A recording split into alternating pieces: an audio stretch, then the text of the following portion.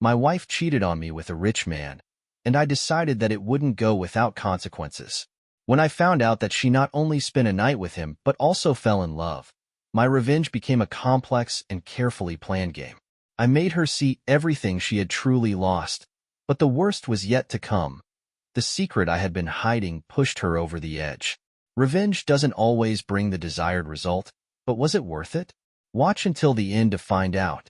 I never thought I would be the kind of man who checks his wife's phone or snoops through her things. But if someone had told me a year ago that I would become like this, I would have laughed and shaken my head. Malia and I had a happy life. At least, that's what I thought. I was a stuntman, a dangerous job, but one that gave me real satisfaction. I loved speed, risk, the rush of adrenaline when my body soared through the air and the ground rushed toward me. And then there was her laughter when I came home after filming and told her about my latest stunt. She was a children's entertainer. Life with her was bright, like the balloons she inflated for her little audience. But then something changed. At first, I didn't pay attention. It was small things. She started staying late at work more often, became more distant. Her phone, which used to lie around somewhere on the kitchen table, was now always in her hands, screen facing down. And then he appeared. A rich man who offered her a job with his children. I didn't know much about him, only that his name was Adam, and that after meeting him, Malia began to change even more. She spoke about him as if he were charming and intelligent. Sometimes, too often. You should see his house, Fred. It's incredible. It feels like he lives in a movie. She said this with admiration, but I could see her trying to hide a smile. I'm happy for him, I muttered, turning back to the TV. I tried to ignore it. After all, it was just work, right? But then she started spending nights there. At first, accidentally, then regularly.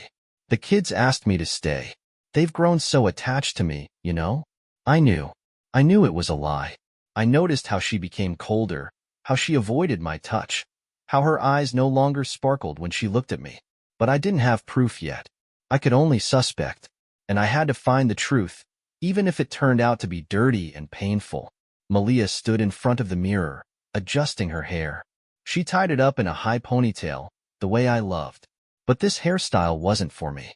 She applied lipstick, checked every detail, ignoring me even though I was sitting right behind her. Will you be home late? I asked, trying to keep my voice calm. She didn't even turn around. Probably. The kids want me to stay and play with them before bed. That answer was too familiar. The kids, or their father? I said, watching her reaction closely. Her movements froze for a second. Barely noticeable, but I saw it. Then she quickly laughed and turned to me. Oh my God, Fred. Are you jealous? I shrugged. I just noticed that you've been spending too much time there. She glanced at me sideways and turned back to the mirror. It's my job. Your job never required overnight stays before. Because I never worked for such an influential man before, she said, and I heard a note of pride in her voice. I clenched my fists. And what does that mean?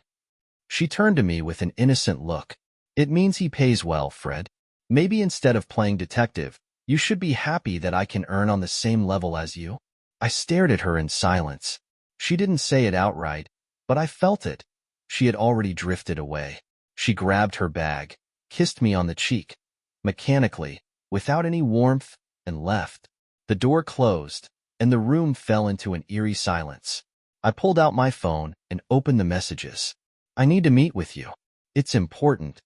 The message was addressed to Jack, an old friend of mine who once worked for a private security company. If Malia was hiding something, I was going to find out. The next day, are you sure you want to do this?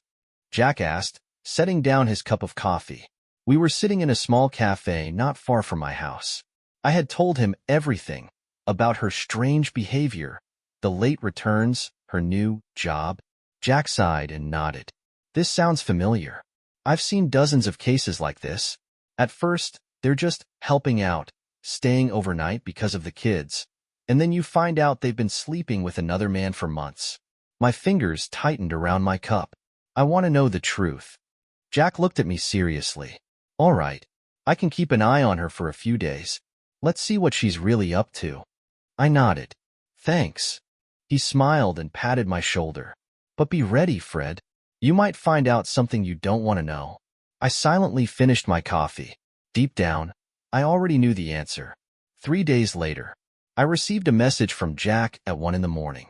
You need to see this for yourself. She's not just with him. It felt like a punch to the gut. I grabbed my jacket, rushed out of the house, and within 20 minutes, I was standing in front of the house where my wife worked, or, as I now realized, did much more than that. The house was massive, with tall windows and a pool in the yard. The lights were still on. Jack stood by his car, gripping his phone. He looked at me with an expression I didn't like. "Fred," he said quietly, "it's worse than you think." He handed me the phone, and I saw the photos. The first, Malia in a short dress standing by the pool, Adam, the owner of the house, beside her. His hand rested on her waist, too low for just a friend. The second, she was laughing, leaning toward him, their faces dangerously close. And then the third, she was inside the house, but not with Adam, with another man. He had his arms around her, and I could see her responding to him, her body pressed against his, her hands on his chest. I felt my heart slam against my ribs. I had tried to prepare for this. I thought I knew what to expect, but I didn't. This was betrayal squared. Jack watched me silently, unsure of what to say. She's with both of them? I barely managed to ask. Yeah. My fingers tightened around the phone so hard it almost cracked. What are you gonna do? Jack asked. I looked up at him. I'm going to make her pay. I stood outside the house, staring through the window where she was laughing. Her silhouette was illuminated by the glow of expensive chandeliers, moving between two men. Adam whispered something in her ear, and she tilted her head, playfully pushing him away. The other man, the one I had never seen before, held her by the waist as if it were the most natural thing in the world. My hands clenched into fists. I wanted to storm in, scream, tear this performance apart, but I held back. What are you going to do? Jack asked quietly. Watch. I wasn't going to do anything reckless. Not yet. I stayed there for almost an hour until I saw them leave the house. Malia was holding Adam's hand, while the other man walked beside them, smiling. They headed toward the car. Follow them, I said to Jack. He nodded silently, and we drove after them. They stopped at a hotel. I watched as she walked inside with both men, laughing, not even looking back. My heart pounded, heavy and hollow. Well? Jack looked at me expectantly. I said nothing. I didn't need to go inside to know what would happen. She had given herself away completely. Not to one man. To two. This wasn't a mistake. It wasn't flirting or an emotional connection. It was something more. I took a deep breath and finally spoke. I'll break her the same way she broke me. The next morning, I acted as usual. I showed no anger, no pain. I even smiled when she came home. You're already up? She asked, slipping off her coat. Yeah. I took a sip of coffee. How was your night? Exhausting, she said, stretching. The kids were fussy. I barely made it through. I felt the rage boil inside me. The kids? She didn't even blink when she lied. I stepped closer and took her hand. Maybe we should have dinner tonight? Like we used to? She looked surprised but hid it quickly. Oh, I don't know. I have work. It's your day off. For a moment, she hesitated, then found another excuse. I promised to meet a friend. A friend? I smiled and nodded. Of course, sweetheart. She leaned in and kissed me quickly on the cheek. Thank you for understanding. Understanding? She had no idea I had already understood everything. Jack helped me gather proof. Photos, videos. Enough to ruin her reputation. But that was just the beginning.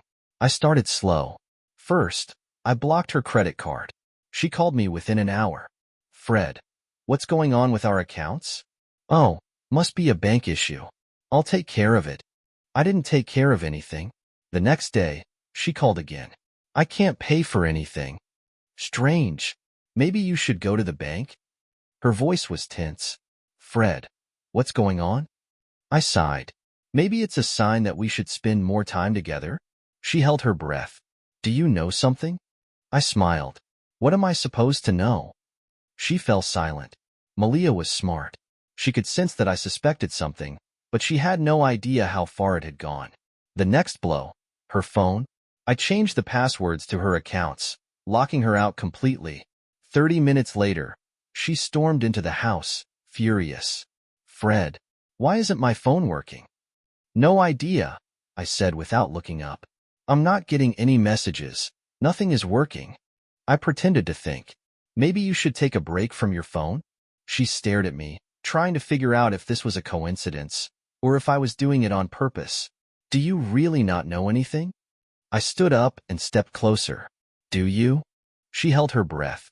"What are you talking about? Where were you 3 days ago?" She blinked. "At work." I smiled. "At a hotel?" Her face changed. "What?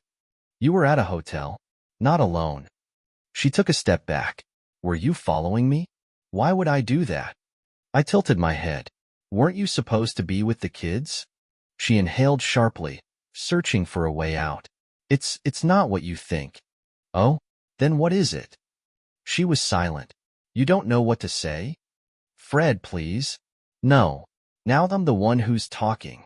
I pulled out my phone and opened the photos. "What's this?" She looked at the screen and turned pale. "Fred? It's you, Malia. You, kissing Adam. You, touching another man." Enough." I paused. "You betrayed me." She covered her mouth with her hand. "Fred, I made a mistake." "A mistake?"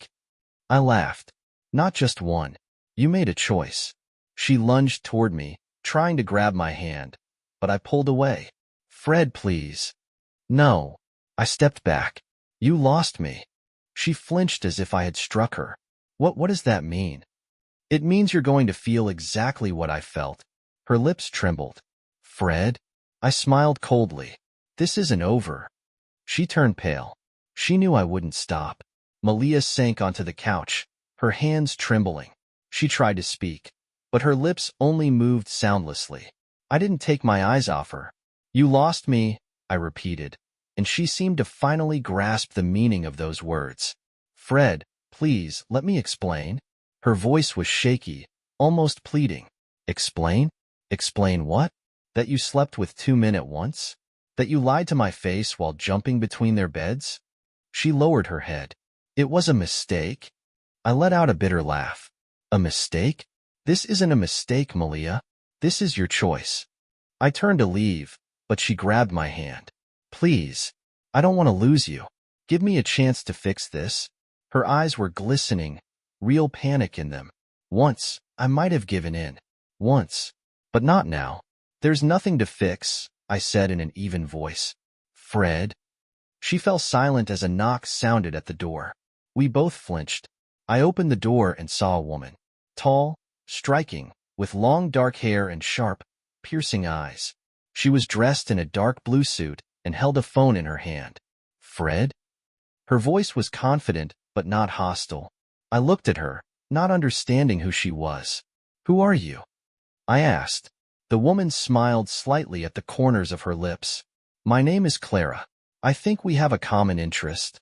Malia took a step forward, her face turning pale. "What are you doing here?" she whispered, and I noticed her fingers clenching into a fist. I glanced between her and Clara. "You two know each other?" Clara looked at me and gave a barely perceptible shake of her head. "Not personally, but I know her. And I know Adam." I let her inside and shut the door. "Talk," I said, crossing my arms over my chest. Clara sat down across from us and placed the phone on the table. "Adam is my brother, and he's not who he seems to be. You think your wife cheated on you with him. That's true, but you don't know everything."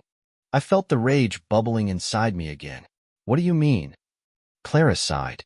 "Adam has done this many times. He seeks out married women, manipulates them, makes them fall in love with him, and then uses them. When he gets bored, he simply destroys their lives." I shot a look at Malia. She looked like she'd seen a ghost. "Is this true?" I asked, and she closed her eyes as if hoping that by not answering, everything would just disappear. She swallowed hard. "He knew I was married. And he played with me. He made me believe I mattered to him." I turned to Clara. "And now what? Why are you here?" She nodded toward the phone. "I have proof." I recorded all his conversations. You're not the first he set up, but I want him to finally get what he deserves. I took the phone, pressed play, and heard Adam's voice. You thought I was going to be with you? No, baby. You're just another stupid woman who believed in a fairy tale. His voice was mocking, indifferent. Then another clip played. Another marriage ruined. So what? It's not even exciting anymore. I stared at Malia, waiting for her to say something. She covered her face with her hands. I didn't know he was like this.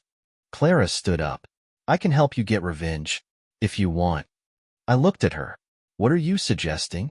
She smiled. Destroy him the way he destroys others. But I need your help. I leaned back against the couch. I didn't need long to think. I'm in. Clara extended her hand. Then let's get started. I shook Clara's hand. Her fingers were cool, but her grip was firm. She looked into my eyes and smiled slightly, as if she had known all along that I would agree. I turned my gaze to Malia. She sat with her head down, unable to meet my eyes. What exactly do you have in mind? I asked, letting go of Clara's hand. Clara sat on the edge of the table, placing the phone beside her. I have recordings, photos, messages, proof that Adam didn't just do this to your wife, but to many women. He destroys marriages for his own amusement, then tosses these women aside like they never mattered. I wanted to stop. I glanced at Malia. She was wringing her hands, listening in silence. Why did you come to me? I asked. Clara raised an eyebrow. Because you're his next target. I froze. What? Adam didn't just ruin your marriage. He also made sure you were angry enough to do something reckless. Something that would destroy you. My fists clenched. Is this some kind of game? For him, yes. He wants you to lose control, to make a mistake. And you know what? He's sure that you will. I felt the anger rising in my chest. I won't give him that satisfaction. Clara nodded. That's why I'm here.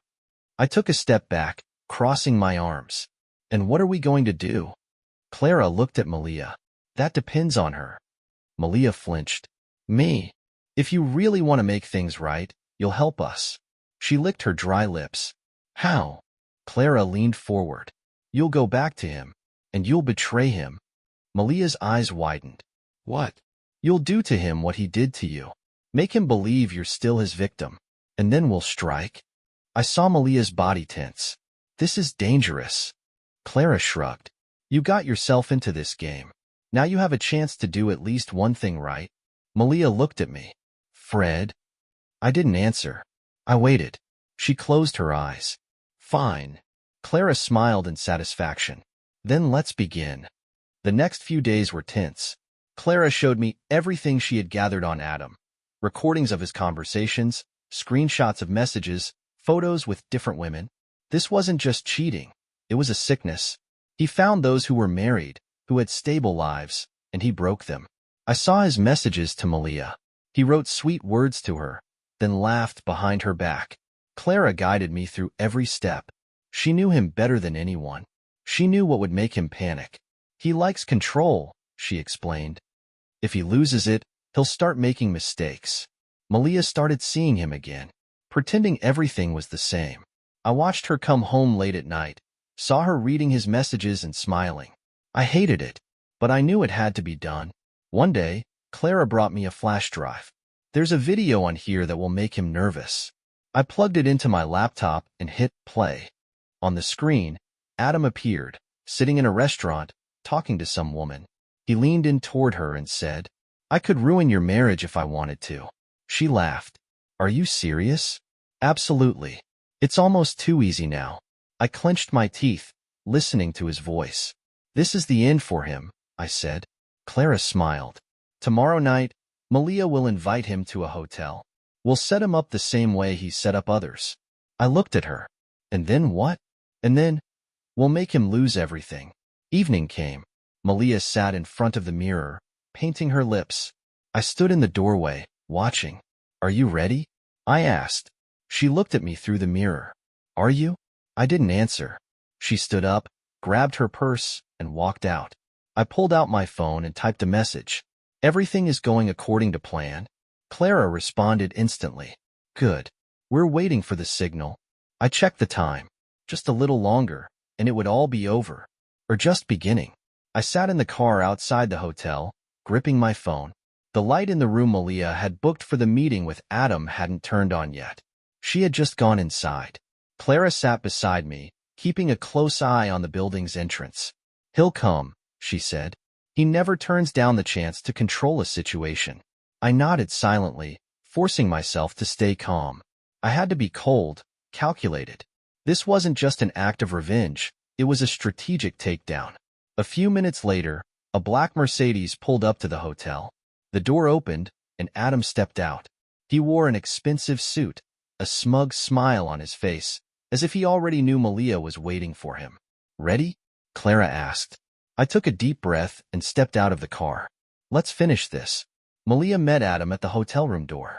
She was wearing a short red dress, her hair down, the same perfume she used to wear on nights when she still came home to me. I could feel my blood boiling, but I held back. Adam smirked, running a hand along her waist. I missed you, he whispered, leaning in. Malia forced a smile. I missed you too. She led him inside and shut the door.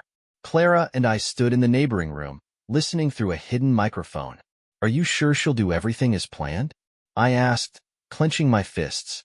She will, Clara replied. Her eyes locked on the tablet screen showing the hidden camera feed from inside the room. Inside the hotel room, Adam sat on the edge of the bed, reaching for the glass of whiskey Malia had prepared. So, you finally decided to give us another chance? Malia took the glass and pretended to drink. I've been thinking a lot, she said, sitting beside him, and I realized I don't want to complicate things. Adam smiled. That's what I like about you. You understand the rules of the game. She leaned in closer. I have something to tell you. Adam raised an eyebrow. I'm listening. I'm not afraid of you anymore. He tilted his head, confused. What? I'm not afraid anymore, she repeated, pulling out her phone and pressing play. From the speaker, his own voice echoed. You thought I'd actually be with you? No, baby. You're just another foolish woman who believed in a fairy tale. Adam's eyes narrowed. What the hell is this? This is your end, she replied, standing up. The door suddenly burst open, and I stepped inside with Clara. Adam jumped to his feet. What the hell is going on? I tossed another flash drive in front of him. This has everything. Your dirty work. Conversations, recordings, photos. Proof of how you've destroyed people's lives. Adam let out a nervous laugh, running a hand through his hair. You think I'm scared? I have money, connections. There's nothing you can do to me. Clara pulled out her phone and held it up, showing the screen. You're already live, Adam. His face changed. What? Everything you're saying right now is being broadcast. Enough to destroy your career, your reputation. I saw him tense up, his eyes darting around the room. He was looking for an escape. You're going to regret this, he growled. I took a step closer, locking eyes with him. You've already lost. He shot a glance at Malia. You're pathetic, he hissed. I could have made you happy. She smiled, and for the first time in a long while, I saw strength in her eyes. No, Adam. I made myself happy. His fists clenched, but then he turned and walked out. I stood there, watching him leave, feeling the weight lift off my shoulders. Clara sighed. That was beautiful. Malia looked at me. Fred. I raised a hand, stopping her. Not now. She lowered her eyes. I knew this story wasn't over. But one thing was certain. Adam would never ruin another life again. The next day, after Adam had been exposed and fled, I sat in the seat of my motorcycle, trying to calm down. It had been a rough night, but I felt like everything was coming to an end. Another betrayal, another ritual of revenge. It seemed like it was all over, but something was missing. Malia came to me just as I was starting to take off my helmet and sat on the edge of the seat. You're still not talking to me, she said softly, cautiously. I could feel the weight of her gaze, heavy and tense. There was no longer the ease between us that we once had. I looked at her but didn't respond right away. My thoughts were still scattered. That night, she had been with Adam. Even though she was playing her role, she had still betrayed me to get the evidence we needed. I helped you, she added, watching my reaction.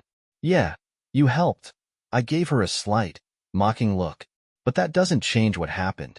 She sighed and wiped away a tear that slipped down her cheek. It was hard for me to watch, though I couldn't say my feelings were still alive. The passion and trust were gone. All that remained was emptiness. What else, Fred? She asked. We exposed him. We did everything the way you wanted. You can't just let this go? I turned my head to the side, trying not to focus on her words. Let it go? I laughed. Maybe I could if you weren't part of this game. Do you really think that after all this, I can just forgive you? Malia fell silent, her face turning serious. I could see that she was struggling with the same doubts I was. There's one more thing, she suddenly said, her voice quieter. I turned to her. What? She nervously glanced around, as if checking to see if anyone was listening. I could sense that something was off. Fred, I betrayed you again. I froze. My heart skipped a few beats, and I felt a sharp tightening in my chest. How? My words were barely a whisper. With Adam again, she lowered her gaze, unable to look me in the eyes. After everything we did, I couldn't resist. He knew I was weak and pulled me back in. I stood up, my hands clenching into fists. She looked at me as if she was afraid of my reaction, but I wasn't ready to process it. You went back to him? After everything? My voice was barely audible from anger. She nodded, her eyes filling with tears. I thought I could handle it, but he started manipulating me again. I was weak, Fred. I can't explain it. I stood there, feeling torn apart by disappointment. This wasn't just betrayal. This was history repeating itself, and I didn't know how to deal with it. I had always thought I could be strong, but now, I wasn't sure. You didn't just betray me physically, you let him manipulate you again. I finally spoke. And now you stand in front of me, asking for forgiveness? Malia took a step back, feeling the weight of my words. She didn't know what to say. I ruined everything, Fred. I'm sorry, but I know I don't deserve your forgiveness. I looked at her, trying to understand if she was truly remorseful, or if this was just another manipulation. You did ruin everything, I repeated. But I can't do this anymore. Malia, we can't keep living in this lie. I stepped toward the door and felt Malia try to reach for my hand. Fred, please. Her voice was so weak I could barely hear it. But I didn't turn back. I opened the door and walked out, leaving her with everything we had created together. Later, I realized this wasn't just a story about revenge. It was a matter of self-respect. I never thought I'd be able to make this choice, but I couldn't stay trapped in this cycle any longer. That night, sitting at the bar, I saw Adam walk in. He looked different, not as confident as before. When his eyes met mine, I felt my heart beat faster. He knew it was only a matter of time before we exposed everything. And I knew this was only the first victory. But I also knew that my fight was just beginning. The next few weeks were tense. After I left Malia, my life became less complicated but lonelier. I spent most of my time in the garage, working on motorcycles. It was hard even to think about what had happened. Malia had betrayed me again, and that painful truth left an emptiness in my heart that couldn't be filled. Clara was always there. She helped me uncover the truth about Adam. She was my support in the darkest moments, and over time, we started spending more and more time together. At first, I didn't notice how close we had become. She was so strong, and I was consumed by the idea of revenge. But now that the revenge was done, I started to notice how her presence changed the atmosphere around me. One evening, I was sitting in my garage, having tossed my tools into the corner when Clara walked in. How are you? Her voice was soft, and she sat down next to me on an old chair. She was wearing black jeans and a blouse, her hair undone, which made her look even more natural and close. I don't know. It's not as simple as I thought. I looked at her, trying to understand why she was here. I can see that you're still unsure, Clara said, smiling slightly. But that's okay. You've just been through a lot. I leaned my head back, staring at the ceiling of the garage. All of this feels like a nightmare, Clara. I can't believe it. I thought that after we exposed Adam, everything would fall into place. But now, I don't know. Clara was silent for a few seconds, her gaze focused on me. You know, I see everything, Fred. You just don't want to see that there's someone around you who understands you. You're not alone if you don't want to be. I felt my heart clench. Something in her words struck me, but I wasn't ready to admit it. Clara, we've been through a lot together, but I'm not ready for this. I shrugged.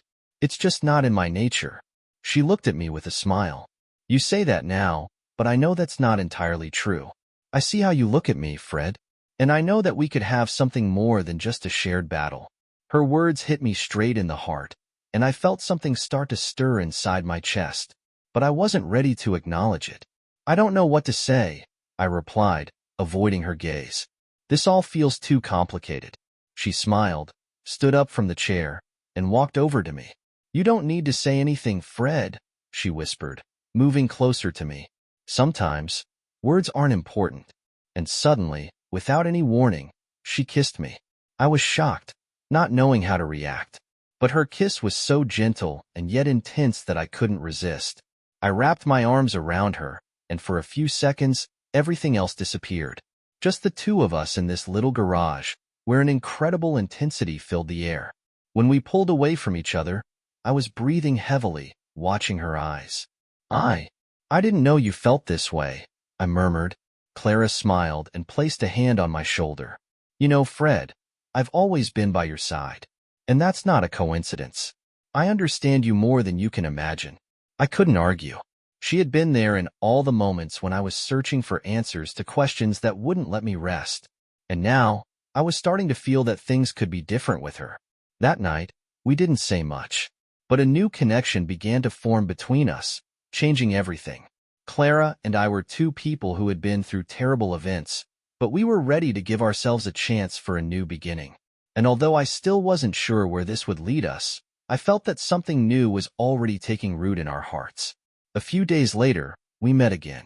I invited her to lunch, and while I was still cautious, Clara was calm and confident. We laughed a lot, and I started to notice how my perception of her had changed. She wasn't just an ally in the fight against Adam. She was someone who understood me without words. Do you really think we can move forward?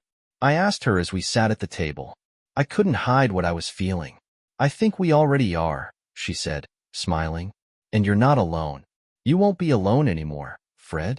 I took a deep breath and realized that there was more to my life than I had thought. I couldn't predict exactly where this would take us, but one thing was clear. Clara was part of this new beginning. And this beginning, though full of doubts, gave hope that, in time, we could build something more than just betrayal and revenge. The next evening, as we were heading home after spending time together, Clara stopped for a moment, glancing at me with a smile. Fred, I want you to know that I am not just your support, she said, and I realized that her words were more than just an expression of feelings. I took her hand, and at that moment, I felt that we were truly ready for a new stage. And even though we didn't know what would come next, I felt that this was the beginning of something real. The next few months of my life turned into a kaleidoscope of emotions that I couldn't even imagine. Everything I had thought about myself before, and about my relationship with Malia became a different reality. Clara had been my support in the darkest moments, but I felt how deeply my attachment to her was changing, as well as my feelings for Malia. None of us remained the same, and all the changes I had feared so much now began to look like a new opportunity. But was it really a chance, or had we all fallen into the trap of our own mistakes? That evening, Clara and I met again. I invited her to the cafe where we often used to go when we worked together. When she arrived, her expression was serious but thoughtful. Fred, we need to talk, she said, sitting across from me. In her eyes, I saw something I hadn't understood before, as if she felt that something very important was about to happen. What happened? I asked, feeling uneasy. It's about Malia. Clara looked at me as if trying to choose the right words. I can't be your support anymore. I think you still love her. Her words hit me like thunder. I remained silent, not knowing how to react. Malia, I wasn't sure about my feelings for her after everything that had happened. But Clara was right. I still thought about Malia, and I couldn't even explain why. Clara, you don't understand. I began, trying to find the right words. I don't know what I want. I thought that revenge and a fresh start would help me forget her, but they didn't. Clara looked at me in surprise, but her eyes were filled with pity, even pain. You can't keep living in the past, Fred. I can't either. She sighed. Do you think revenge will solve everything? But you haven't changed yourself. You're still trapped in the same cycle. Her words hurt me, but I knew she was right. I couldn't let go of the past. I couldn't leave it behind. And Clara, no matter how hard she tried, was only a part of that cycle. I went home, thinking about everything that had happened. But a few days later, Malia appeared again. She came to me, and I felt my heart start beating faster. She was in a simple dress, her eyes were sad, and even when she smiled, it wasn't the same. Fred, I understand now, she said, stepping into my room. There was determination in her voice, but also regret. I want to come back. I've thought everything through. This isn't what I wanted, and I made a mistake. I looked at her, and a deep pain overwhelmed me. But I also knew that it couldn't be that simple. Malia, I tried to hold myself back. You already had your chance. I can't forget everything so quickly. She stepped closer, her hands gripping mine anxiously. I know what I did, but I still love you, and I'm ready to fix it if you give me a chance. My mind was filled with doubts. I wanted to believe her, but I was no longer sure if I could go back to what we once were. I looked at her and felt my heart tearing apart. What was I supposed to do? And then, suddenly, everything changed. A call rang out in the room. I looked at my phone screen and saw Clara's number. It's Clara, I said, and Malia stepped away from me. I answered the call, and her voice was sharp and anxious. Fred, I see you're with her again. Her words were full of emotion. I can't take this anymore. I need you to make a decision. I can't be your friend if you don't figure out what you really want. It was hard to breathe, and I felt my internal struggle reaching its peak. In that moment, I realized that Clara was right. I couldn't live between two women. I couldn't hold on to both parts of my life. My soul longed for resolution. Malia watched me, her eyes filled with doubt and hope. Fred, you need to choose. You can't live in the past, she said. You have to decide. I turned back to the phone. Clara, I said, taking a deep breath. I can't be with you anymore. Silence lasted for a few seconds. I saw Malia looking at me, and in her gaze, I saw both despair and a certain victory. I didn't know whether this was a victory for me or for her. I didn't know if it was the right choice or not. But when I put the phone down, I realized one thing. I could no longer choose. The decision had been made, and it was final. And so, a few days later, as I sat in silence, reflecting on my future, I understood that I couldn't rebuild my old life with either Malia or Clara. Their paths had diverged from mine, and I was left alone. My soul was torn apart, and perhaps I was left with the same doubts I had all along. Only now, I knew that what mattered wasn't who you stay with, but whether you can understand who you truly are. What do you think? Was Fred's revenge a true answer to Malia's betrayal, or was he just trying to fill his emotional void through his complicated relationship with Clara?